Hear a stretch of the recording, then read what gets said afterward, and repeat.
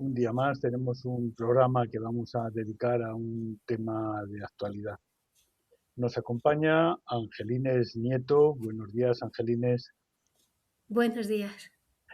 Angelines Nieto es una mujer bióloga de formación, pero es ecologista casi desde su nacimiento. Cuando hace 50 años, y a lo mejor exagera un poco la nota, cuando hace 40 años lo de ser ecologista era como posturismo, ella ejercía de ecologista desde la mañana hasta la noche y lo sigue haciendo todavía.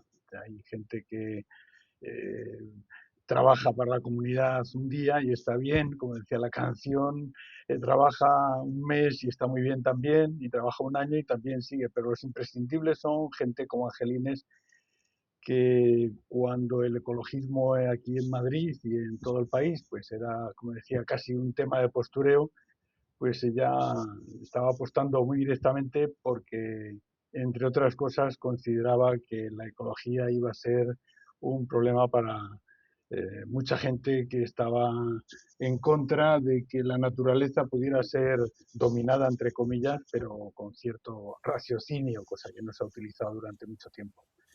Le agradecemos mucho a Angelines esa postura vital, que yo creo que no tiene casi otro nombre, y pasa lo que pasa a ser leyendas y ahora Angelines Nieto es una leyenda dentro del ecologismo en Madrid. Muchas gracias por estar con nosotros. Gracias a vosotros por acordaros de mí. Muy bien, pues Angelines es portavoz de Liberum Natura y Liberum Natura es una asociación ecologista, como decíamos antes, que está en la plataforma ecologista madrileña. Y hemos querido estar con ella para que nos informara sobre un anteproyecto que se presentó días antes de Semana Santa al Gobierno de la Comunidad de Madrid. Lo bien presentar este anteproyecto, pues previendo que posiblemente hubiera mucha gente que intentaría oponerse, y aprovechó esas vacaciones de Semana Santa para prepararlo, lo ha preparado durante mucho tiempo porque es bastante complejo, pero sobre todo para presentarlo y hacer que tuviera la gente muy poquitos días y especialmente que fueran de vacaciones para que este asunto pues pasara inadvertido a ser posible. Como decía, el Gobierno de la Comunidad de Madrid presentó este anteproyecto de una especie de nueva ley del suelo que agrupa otras leyes anteriores bajo el título Ley de Impulso y Desarrollo Equilibrado de la Región, entre paréntesis, LIDER, es diríamos, el nombre de guerra que se le ha incluido. Tenía como objetivos, o tiene como objetivos este anteproyecto, pues la simplificación de los trámites urbanísticos, la agilización de las licencias y la activación del suelo para vivienda, a sabiendas de que este es un tema más que delicado porque hay cientos de miles, varios cientos de miles, al decir del Banco de España, que es el más enterado de estos asuntos, de personas, decía, que están buscando una vivienda digna y que no encuentran nada, y lo poco que se encuentra además, principalmente en las ciudades más tensadas, como dicen, es decir, las más habitadas, las más pujantes, y en las cuales especialmente se ha disparado el precio de un lugar para vivir, como comentábamos, y esas 15 o 20 ciudades que están en el país apenas ofreciendo vivienda, tienen una necesidad casi sobrehumana de ofrecer algo a los españoles que viven allí, españoles y no españoles que viven, a toda la población. Bueno, pues queríamos hablar con Angelines porque creemos que esto mismo que ocurría hace aproximadamente pues unos 30 y tantos años, estamos hablando de mediados de finales de los 90, pues fue abordado por el gobierno de Aznar con una ley del suelo en la que prácticamente liberó todo aquel suelo que se ponía por delante, a menos que estuviera restringido por alguna razón, y nos llevó a lo que nos llevó. Nos llevó a que hubiera en años posteriores 700.000 desahucios por temas de hipotecas, millones de viviendas que quedaron vacías o devaluadas, y por no ir más lejos en el tema de la economía, pues provocó la desaparición de casi todas las cajas de ahorros, entre otras. O sea que buena gana de seguir hablando porque fue un absoluto desastre del cual todavía no nos hemos recuperado. Bueno, y volvemos con Angelines. Perdona que te hayamos tenido, eh, diríamos, casi al margen durante esta pequeña introducción. La pregunta sería directa: ¿por qué una nueva ley del suelo ahora? La Comunidad de Madrid es cierto que necesita una ley del suelo. La ley del suelo que tenemos actualmente se aprobó en 2001, pero desde esa fecha hasta hoy, más de 20 leyes posteriores han ido modificando su texto, eliminando partes y adicionando otras, de tal forma que el texto inicial es prácticamente irreconocible. Me gusta recordar, porque creo que jamás debe olvidarse, para entender la importancia que tiene una ley del suelo, ya no solo a nivel de ordenación del territorio o de vivienda, sino en la vida de las personas, que fue una de estas modificaciones que se introducían prácticamente todos los años, y en este caso fue en 2010, cuando al modificar el texto de la ley de 2001 eso permitió la venta de miles de viviendas sociales, propiedad del IBIMA, de la Comunidad de Madrid, y de las empresas municipales de suelo de los ayuntamientos, la más importante, la del Ayuntamiento de Madrid, lo que supuso expulsiones. Esas viviendas se vendieron con sus habitantes dentro a fondos de inversión, y supuso la expulsión de cientos de familias, y y largos años de litigio que finalmente dieron la razón a los habitantes de estas viviendas y generaron una deuda en la Comunidad de Madrid, porque además de vender las viviendas, al anular esa venta, en la Comunidad de Madrid asumió una deuda para pagar a estos fondos de inversión, ¿no? Entonces, la ley del suelo, las leyes del suelo tienen un componente muy importante a nivel social, no es solamente construir vivienda, y en esta situación Madrid efectivamente necesita una vivienda, pero desde nuestro punto de vivienda, o sea, una ley del suelo, pero desde nuestro punto de vista no está. Ujú. ¿Qué aspectos del anteproyecto serían especialmente lesivos para los madrileños? Hay que tener en cuenta que esta ley eh, introduce, o sea, cambia totalmente el concepto de ordenación del territorio y de urbanismo que hasta ahora hemos estado manejando.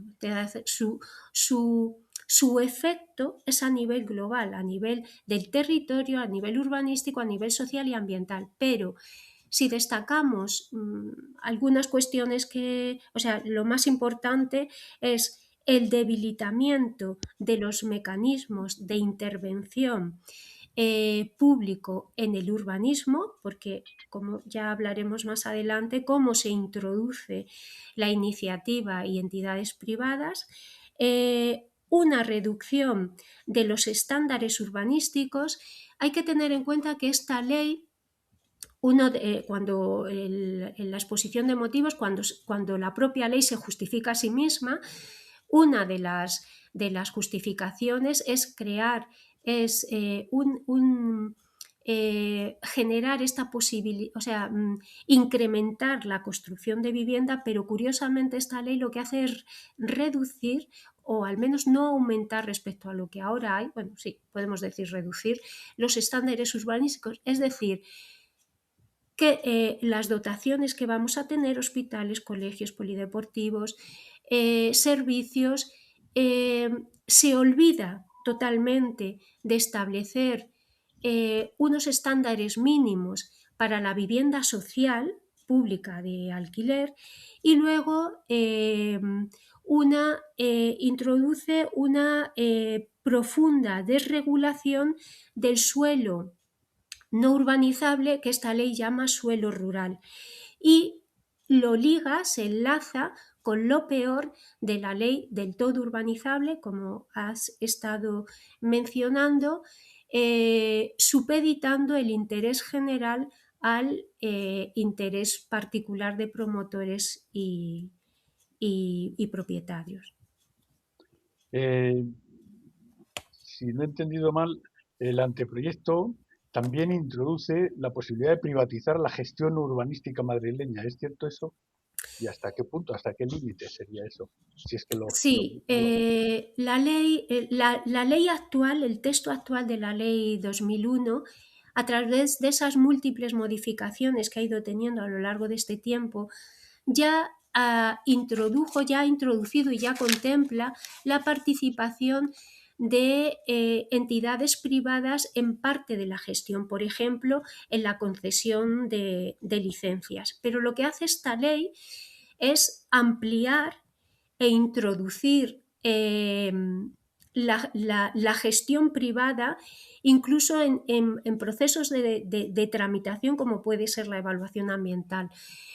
Ahora mismo la participación de entidades privadas son las entidades urbanísticas, las entidades colaboradoras urbanísticas. Esta ley lo que hace es introducir las entidades colaboradoras medioambientales, que no se define bien, pero entendemos que van a participar en todo lo que es el procedimiento de evaluación ambiental, que es muy sensible. Y luego además introduce lo que llama agentes colaboradores, como son el agente rehabilitador, el agente regenerador y el agente urbanizador, con todo el oscuro pasado al que nos lleva este término de agente urbanizador en la Comunidad Valenciana, que yo no sé si hay personas que se acuerdan, pero fue terrible el efecto que tuvo esta figura, incluso al desarrollar suelos de propiedad privada en los que había pues viviendas unifamiliares y desarrollar sobre ellos, incluso en contra de la voluntad de sus propietarios, nuevos desarrollos, ¿no? Tal fue el efecto que el propio gobierno de Esperanza Aguirre eliminó la figura del agente urbanizador de la ley de 2001, lo eliminó, y esta ley vuelve a recuperar esa figura del agente urbanizador. Pero es que va más allá, porque aparte de meter todas estas figuras, que su función es o bien intervenir en la tramitación o en la gestión de los procedimientos urbanísticos, también eleva a la categoría de principio rector la colaboración público-urbanística. Es como si fuera una obligación de la ley, y uno de los objetivos de la ley es eh, respetar la iniciativa privada en su rango más amplio. Entonces, el objetivo y el principio rector invade, o sea, inunda, se introduce, se contempla en todo el articulado y en todo el texto de la ley. Te iba a preguntar como curiosidad, la gestión, por ejemplo, de la salud en Madrid y en otras comunidades ha sido privatizada con contratos además a largo plazo. Estamos hablando de contratos a 20, 30 años e incluso más también en algún caso. ¿Se puede dar esta situación en el sector urbanístico? Porque dejaría atados de pies y manos, igual que en el tema de darle la concesión para que lleve la gestión de un determinado hospital, estamos hablando en Madrid, y los próximos gobiernos que haya, si fueran de otro color, no podrían prácticamente hacer nada, a menos que paguen una millonada, porque habrá, como se supone que ha habido unas grandes inversiones, tiene que haber también unas grandes garantías en cuanto a plazos también. ¿Se puede dar eso en la situación del sector urbanístico de Madrid?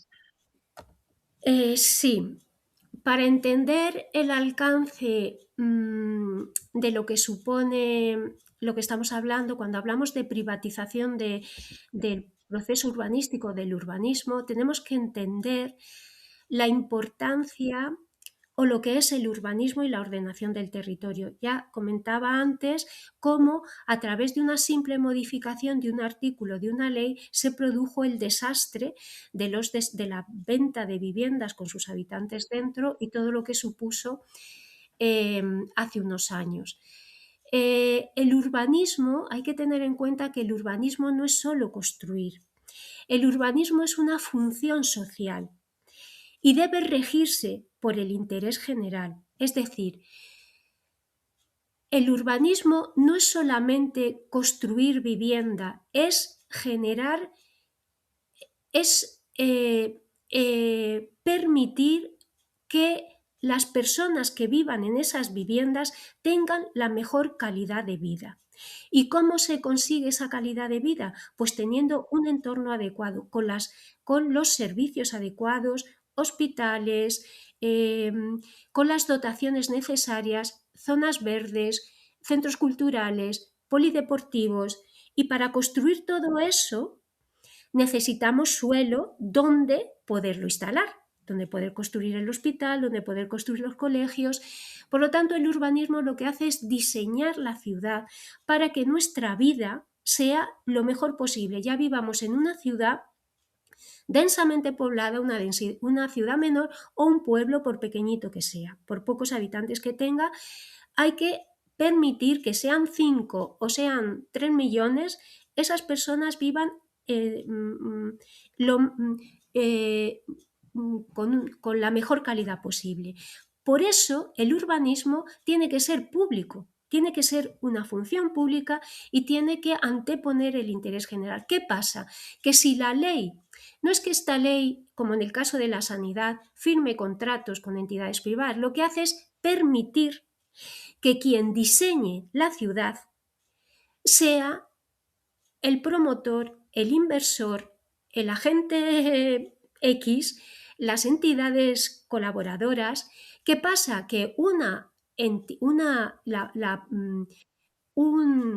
promotor privado, una entidad privada, por sí misma busca su propio beneficio. Es que es así, ¿no? Y entonces, si busca su propio beneficio, lo que va a hacer es diseñar la ciudad para tener su máximo beneficio. Actualmente, un promotor tiene que ceder suelos, a las zonas verdes, los hospitales no caen del cielo. Previamente, un promotor privado, en ocasiones los ayuntamientos adquieren el suelo directamente, pero lo habitual es que al desarrollar un nuevo barrio, por ejemplo, pues no sé, en la ciudad, en Madrid, los grandes desarrollos del sur que se están construyendo ahora mismo, pues al desarrollar eso, al mismo tiempo tienen que ceder suelo gratuito al ayuntamiento para que el ayuntamiento ahí, a coste cero de adquisición de suelo, pueda meter las dotaciones, zonas verdes, colegios, demás. El propietario, el privado, cuanto más suelo da, menos beneficio tiene, porque está perdiendo suelo. Si te regala 2 hectáreas, bueno, te cede 2 hectáreas para una zona verde, son 2 hectáreas que no puede construir, que no puede meter vivienda, que no puede meter oficina y que va a perder beneficio. Por lo tanto, lo que va a hacer es diseñar la ciudad con el menos número posible de espacios donde se pueda desarrollar, se puedan construir esas dotaciones. Y esta ley lo que hace, por ejemplo, es permitir la monetización de todo.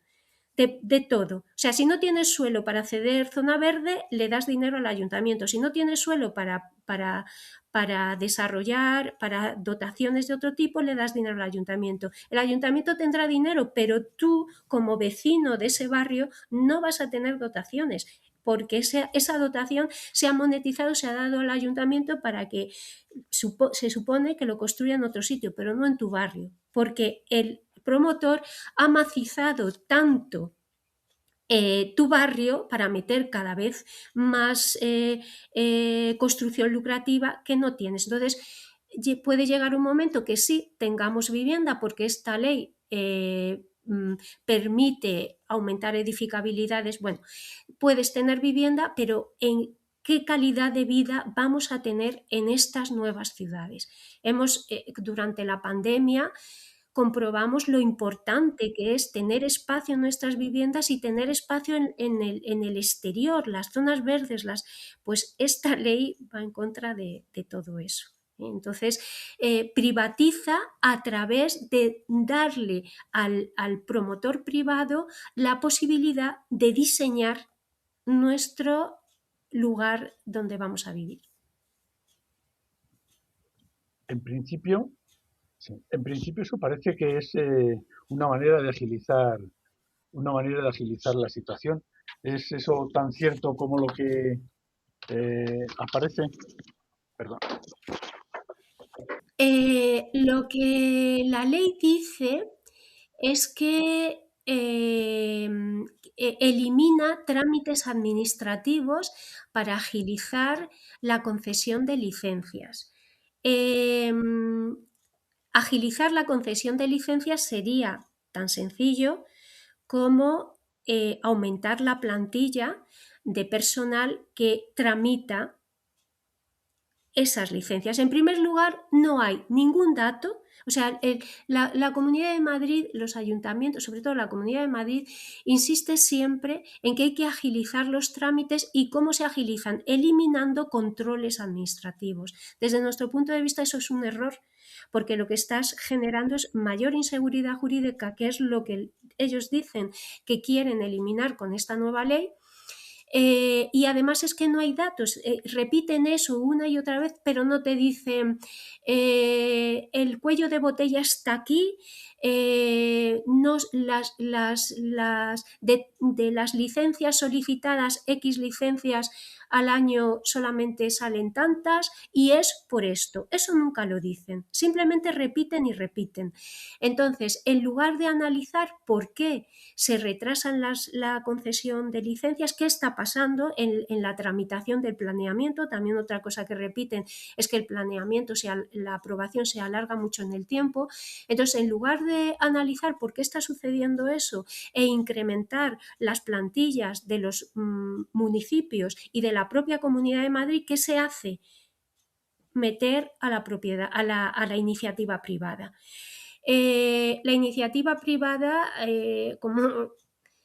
como decía antes, y las entidades privadas colaboradoras pues van a ir a su máximo beneficio. Si pone muchas trabas a quien le contrata, pues dejarán de contratarlo. Entonces, la agilización, primero, se debería justificar adecuadamente y posibilitar la introducción, además se crearían más puestos de trabajo, pero no eliminando los controles administrativos. La pregunta sería, ¿qué se puede hacer? La plataforma ecologista ha presentado, me imagino, alegaciones a este nuevo anteproyecto y así lo habrán hecho. He visto también que la Federación Regional de Asociaciones de Vecinos también ha presentado algunas alegaciones. Me imagino también que los partidos de la oposición lo habrán hecho. Eh, ¿Hay posibilidades, teniendo mayoría absoluta como tiene en la Comunidad de Madrid el PP, de que eso cambie? ¿O realmente a lo mejor la intención es hacer de Madrid una punta de lanza para el resto de las comunidades autónomas en otras zonas del país? Eh, a ver, efectivamente el Parlamento madrileño, la Asamblea de Madrid, tiene una mayoría absoluta del Grupo Parlamentario Popular y el gobierno del Partido Popular es quien presenta la ley. Por lo tanto, no va a tener dificultades para aprobar el texto. ¿Qué se puede hacer ahora mismo? Bueno, ya ha pasado el plazo de información pública. No creo que el siguiente paso será que el texto con las modificaciones, si es que se introducen modificaciones a partir de las alegaciones, tendrá que ser aprobado nuevamente, tendrá que ser aprobado previamente en el Consejo de Gobierno de la Comunidad de Madrid y luego pasará a la Asamblea de Madrid. Ahí los únicos que pueden intervenir son los grupos parlamentarios de la oposición, que intenten mejorar al menos aquellas cuestiones más graves, ¿no? Como es la desregulación del suelo urbanizable, como es la reducción de los estándares urbanísticos, como es intentar meter un mínimo de reserva para la vivienda social, que no, la vivienda social nos referimos a la vivienda pública en alquiler, no a la vivienda con algún grado de protección, que en la Comunidad de Madrid en muchas ocasiones no es solución porque ni siquiera hay personas que pueden acceder a ella. Ujú. Entonces, en la tramitación está en manos de los grupos parlamentarios su intento, su mejora. También está la posibilidad de que en caso de que se aprobara, si el texto hubiera aspectos, se mantuvieran los aspectos más graves que se mantienen actualmente, pues pudiera intervenir el gobierno, el Estado, interponiendo recurso de inconstitucionalidad. Ya ha, ha hecho declaraciones el Ministerio de Vivienda diciendo que estamos ante una ley a su entender inconstitucional porque invade competencias municipales, que de esto no hemos hablado, pero es otro problema Ujú. que tiene la ley. A los municipios pequeños los arrolla, digamos. Eh, bueno, pues el ministerio, o sea, el gobierno podría interponer ese recurso de inconstitucionalidad, ¿no? Que caería, bueno, pues tendría su procedimiento. ¿Es una punta de lanza para otras comunidades autónomas? Pues la comunidad, o sea, esta ley recoge algunos de los aspectos más negativos de otras leyes autonómicas, como ya hemos hablado del agente urbanizador, de la ley valenciana, que además ya se modificó, ¿no? Y ya cambió las competencias de esa figura de agente urbanizador, pero sí que copia bastante una ley, la ley andaluza, que además se parece incluso en el nombre, que es la ley de impulso para la sostenibilidad del territorio andaluz. Eh, copia parte en relación a la desregulación del suelo no urbanizable, que en esta ley se llama suelo rural.